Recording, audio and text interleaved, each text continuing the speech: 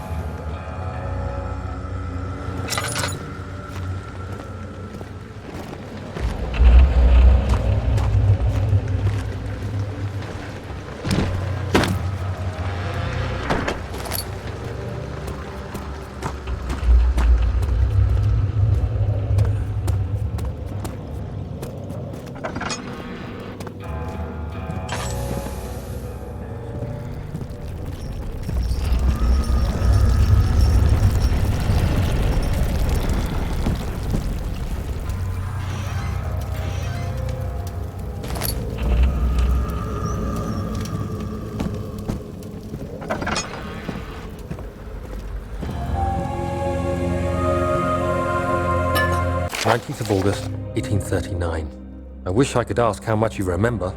I don't know if there will be anything left after I consume this drink. Don't be afraid, Daniel. I can't tell you why, but know this. I choose to forget. Try to find comfort and strength in that fact. There is a purpose. You are my final effort to put things right. God willing, the name Alexander of Brandenburg still invokes bitter anger in you. If not, this will sound horrible.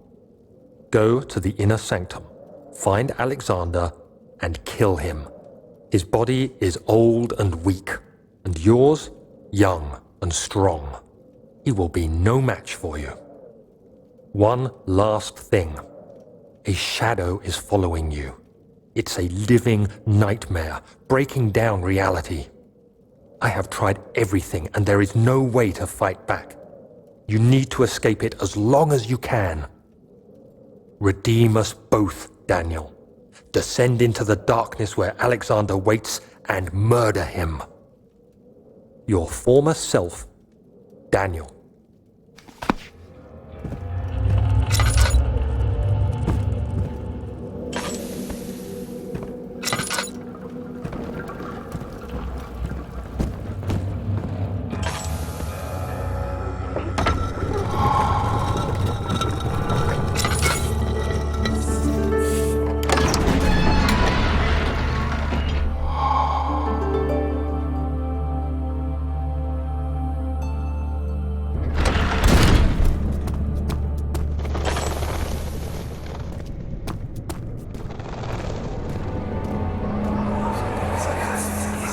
Alexander, is it inside the castle?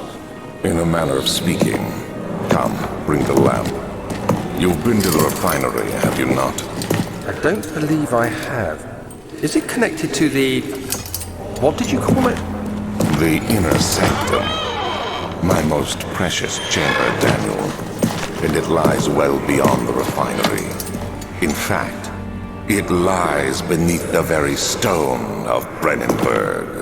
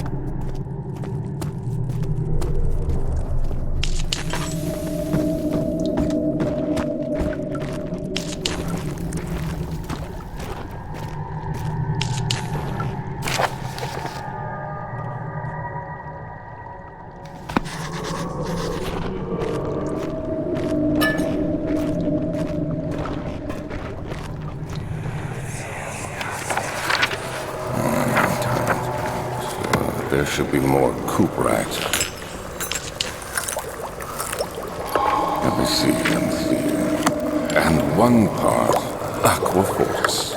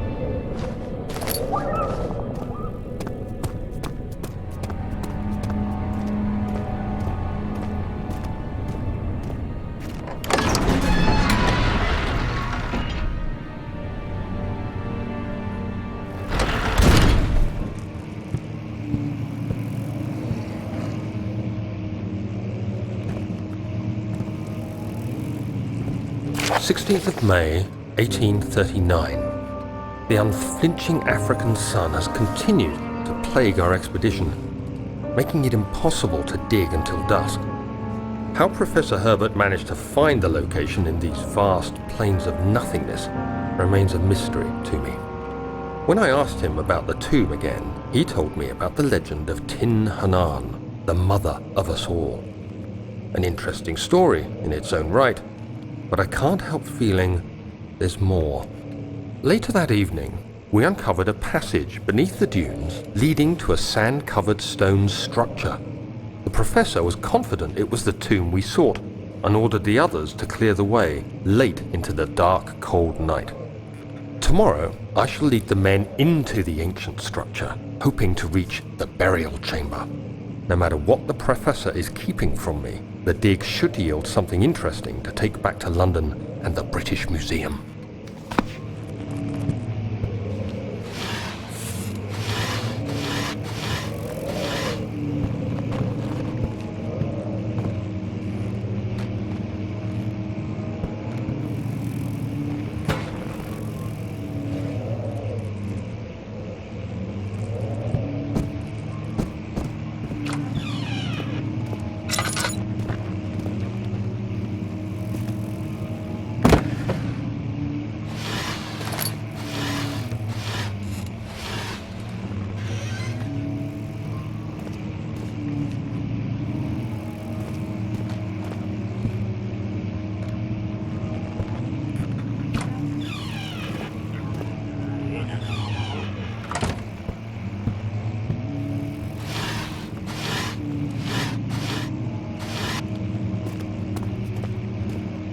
"17th of May, 1839.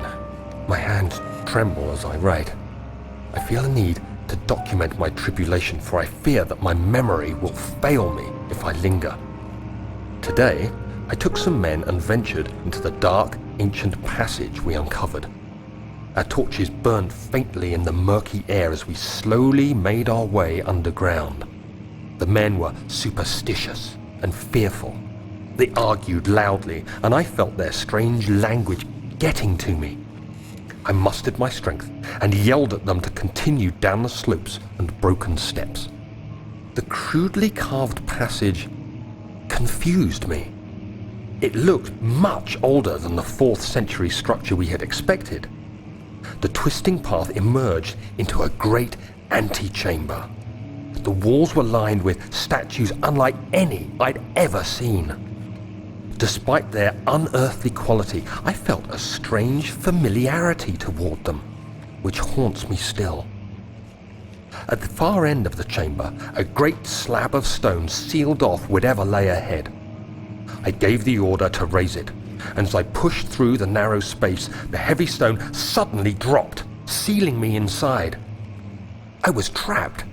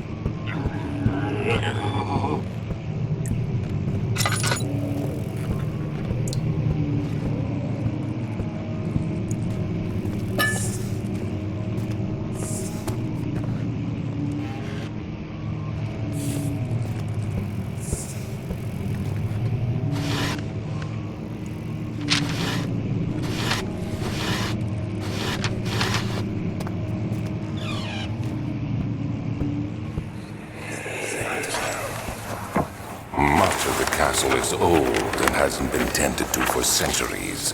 When the shadow arrives, it won't take long until things start falling apart. We're just buying time anyway. Let's do what we can. There isn't much to be done about the walls. We should reinforce weak structures. The ground will tremble and there's a risk everything will cave in on us, especially downstairs. Here, and there. Let's get the servants working on it.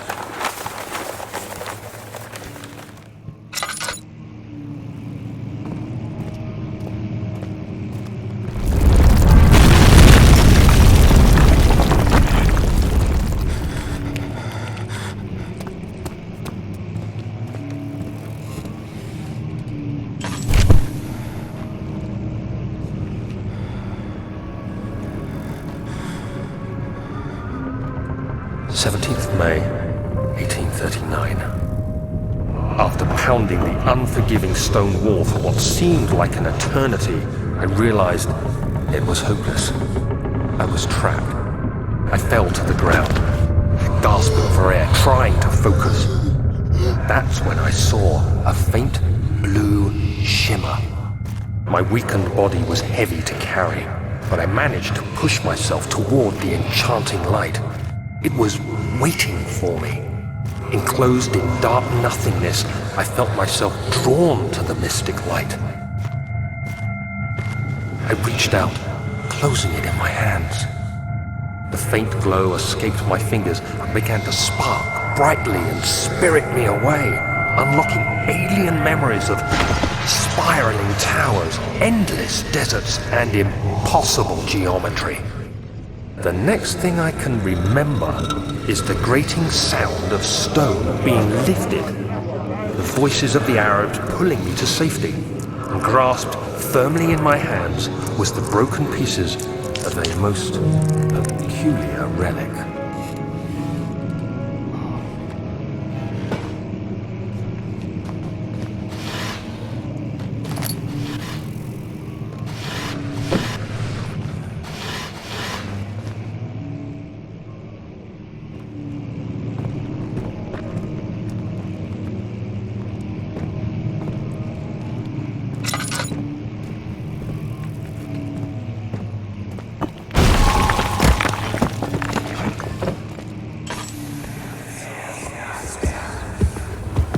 You have to be swift when you activate the first one. You hear that? If it stops, you'll have to start over. Isn't all this a bit excessive? You can never be too careful, Daniel.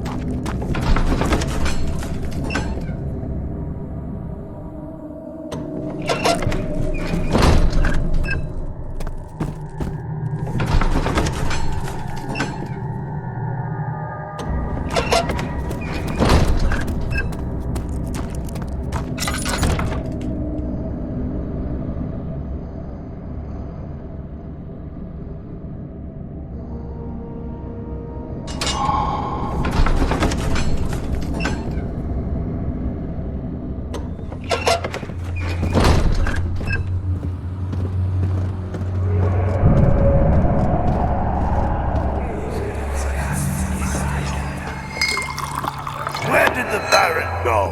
Who cares? He left us enough wine to last us a lifetime! Or at least until tomorrow!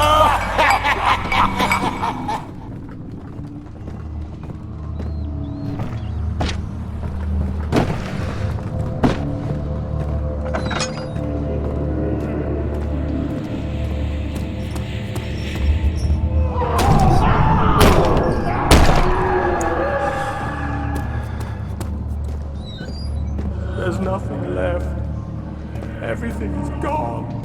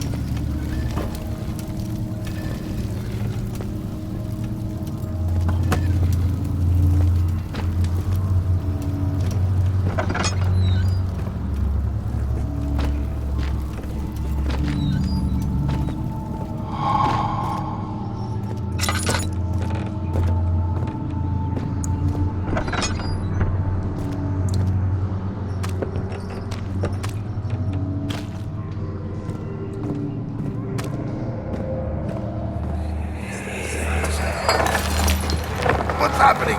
Oh, feels like my chest is going to burst. Oh. My God! Wilhelm, do something! Accept it. We're not getting out of here. How can you say that? Alexander, you piece of shit! Let us out of here!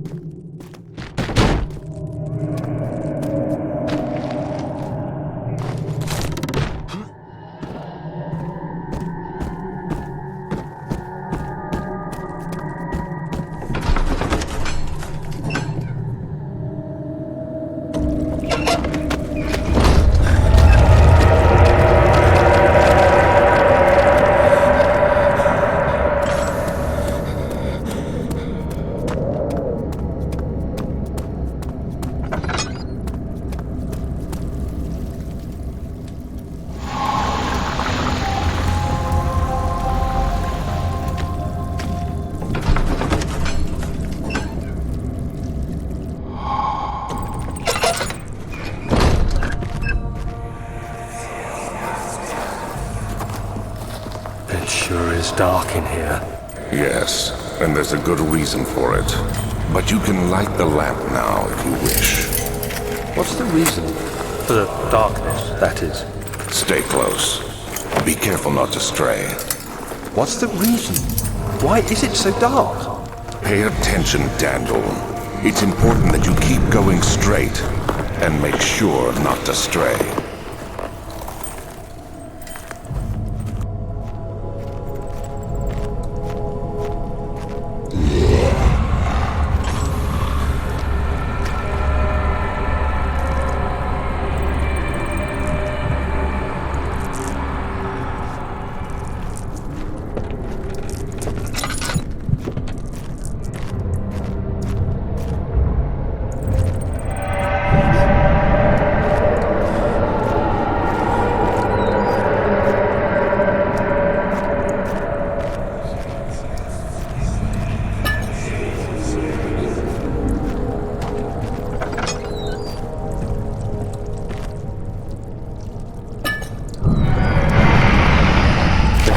June 1839. It's been more than a month since my last entry. After the event inside the underground chamber in Algeria, Professor Herbert insisted I return to England. He said he didn't want to risk forfeiting the entire expedition lest I took a turn for the worse. An excessive decision, in retrospect. But I'm glad it turned out that way. I found my journal this morning in the haphazard collection of things brought home from Africa. Next to it lay the broken stone orb wrapped in cloth. I tried to assemble it, but couldn't. The pieces wouldn't fit together, as if they weren't from the same object. Could I have imagined it all? Was there ever a complete orb?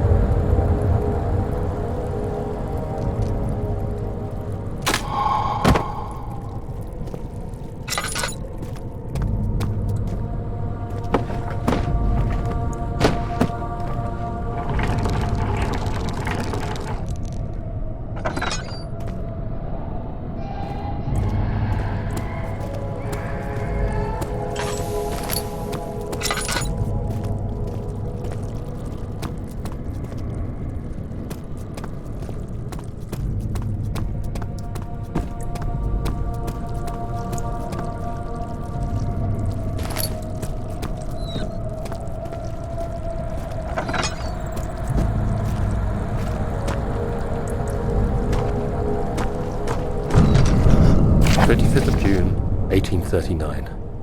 I feel the need to continue this journal, even though it was intended for my journey to Africa. This must be something very important. I just know it. I've taken it upon myself to piece the orb back together, but it's been more difficult than one might think. The pieces are behaving strangely. They seem to change color, shape, and texture, but ever so slightly. Yesterday, I took careful measurements and notated any significant markings. Today, I confirmed my suspicions. They were changing. I was terrified and rushed off to see the finest geologist in London, Sir William Smith. I approached the subject with care, and we discussed how rocks change form. He told me about the nature of glass, how it eventually collapses on itself, like ice slowly melting over the course of centuries. Smith eased my mind a bit, but I can't escape the feeling that these shards have otherworldly properties.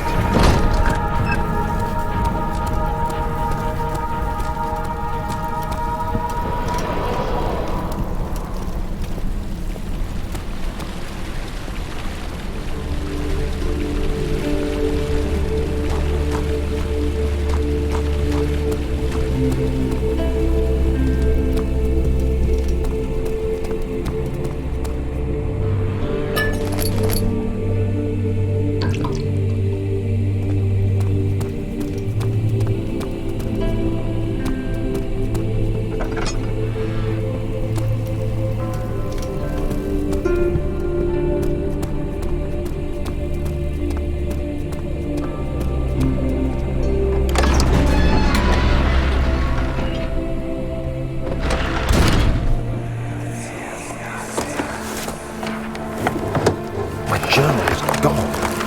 What would they want with my journal? 2nd of July, 1839. I received a letter today from the Algerian governor's office disclosing the fate of Herbert's expedition. About a week after my departure, Abdullah, one of the men traveling with us, returned from the desert. He was badly injured, as if maimed by a lion. The man rambled deliriously about the expedition being attacked by something horrible. The French quickly dispatched a search party to look for the expedition. After searching for days, they found the camp abandoned without any trace of Herbert or his men. Tomorrow, I'll retrieve the things they recovered from Herbert's tent at the customs house. I don't know what to make of it, but I'm worried for him.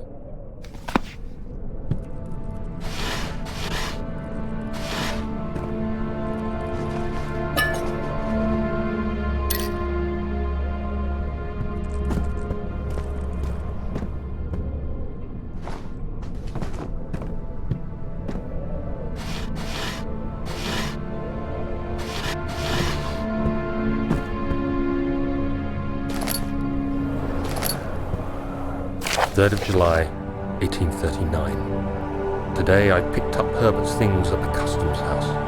I dug through the trove of documents he had carried and found a log detailing the expedition. The nature of this text ranged from quick notes to colourful accounts of transpired events. I skimmed the pages, trying to figure out what might have happened. May 17th, the day I was trapped inside the orb chamber, Herbert dryly states, "Recovered Daniel after 1 hour of entrapment." This confused me greatly. I was suffocating within minutes. How could I have lasted an hour? I continued reading the peculiar text. Herbert states his facts without judgment or passion, but suddenly I could read frustration into his text. He pushed his men to investigate the underground tomb, an effort which seems to have strained the minds of his men.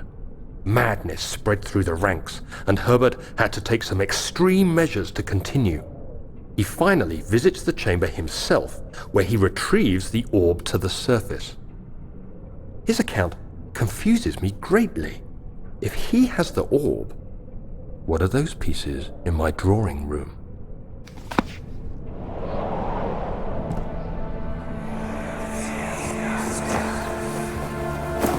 Daniel, What? still having nightmares, I see. Yes, I can't shake them. They come every night. We'll put a stop to them. You'll see.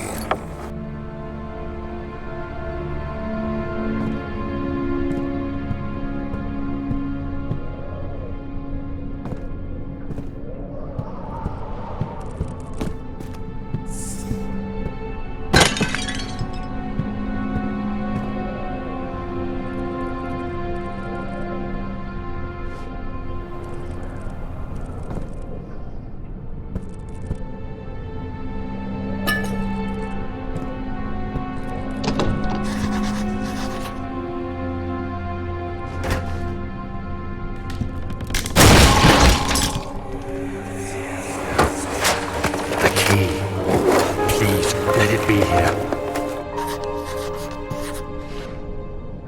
4th of July, 1839. It's done. The orb is assembled. I was awakened by an exhausting nightmare. Shaking and sweating, I retired to the drawing room with a cup of tea. The relic pieces lay spread across the table as I'd left them, but somehow I knew how it was supposed to be. I fetched the tar, which I had prepared to fix the pieces together, and without fault I joined them, producing the orb I remembered so clearly. The tar proved unnecessary. It was pushed out from the joining pieces as they merged on their own, with no adhesive.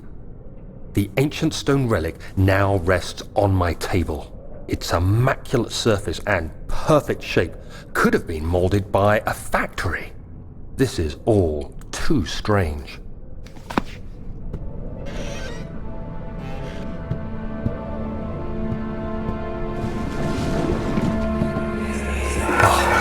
Thank God, there it is. I guess it is a good place to hide it then.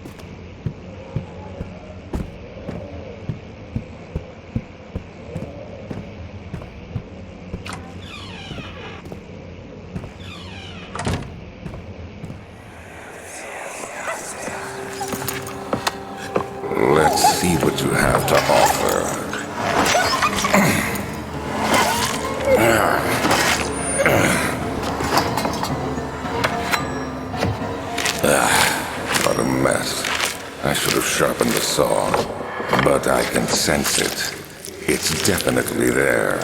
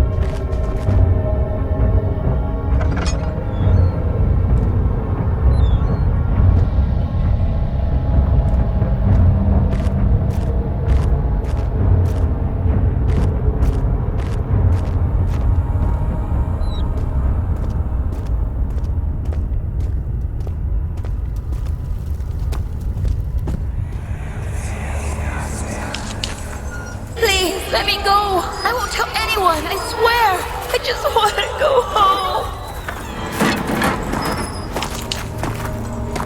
No! Get away from me! Leave me alone!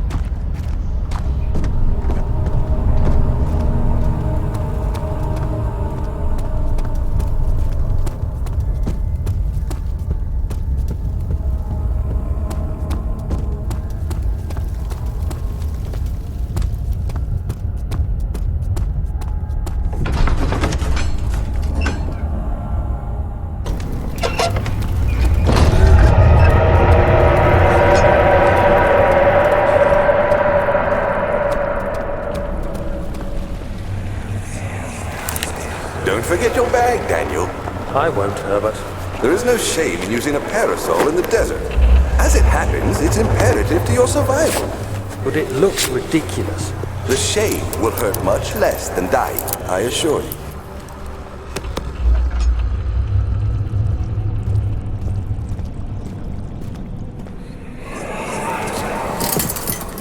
You have an ascending room. Will it take us to the inner sanctum? It will definitely take care of the vertical part of our journey. So, you have ridden an elevator before? Yes, the Colosseum at Regent's Park has one. It takes you to the gallery where you can view the panorama. Good. This ride might be a little longer, and in the other direction.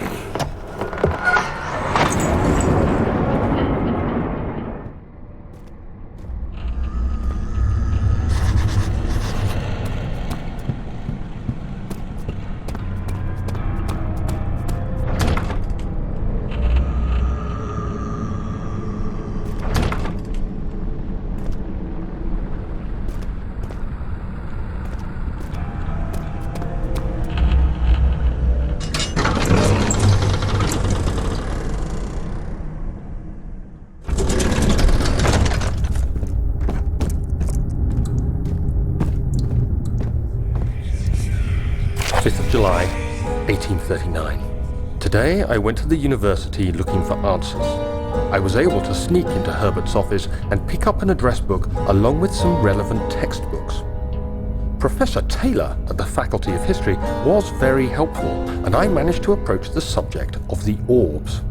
The most interesting aspect was the prevalent trace they had left in our culture.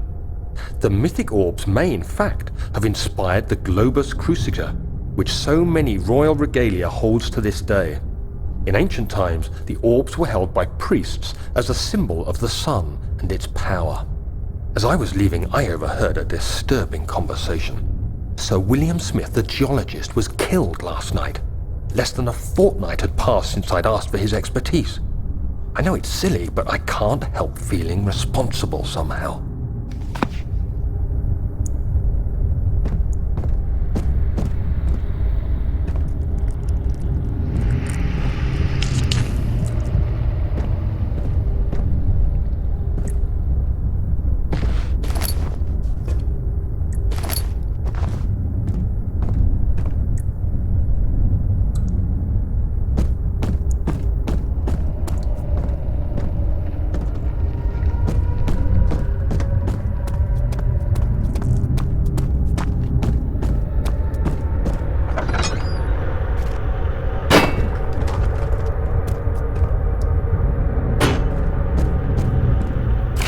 July 1839. I've read every book I can find on the subject. While rich in legend and hearsay, my knowledge is lack for the insight I crave.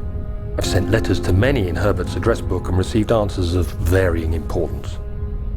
Today, I got one which differed greatly from the others. From a baron in Prussia. He said nothing about the quaint stories of priests in underground temples. He didn't even mention them. He simply wrote, "I know. I can protect you. Come to Brennenburg Castle. Signed, Alexander." What am I to make of this? Protect me from what? Is someone after me? I looked up Brennenburg and traced it to the Prussian woods near the Baltic Sea. While being the least informative letter I've received, it causes me greatest distress and interest. As I write, my thoughts are drawn to my nightmares in which a most disturbing sound calls to me. A sound defying description. A voice from the void. The last few weeks have been awful, with so many sleepless nights dreading a repeat of those horrid dreams. Tomorrow, I shall visit my physician, Dr. Tate, in hope that he can provide me with sedatives to help me sleep.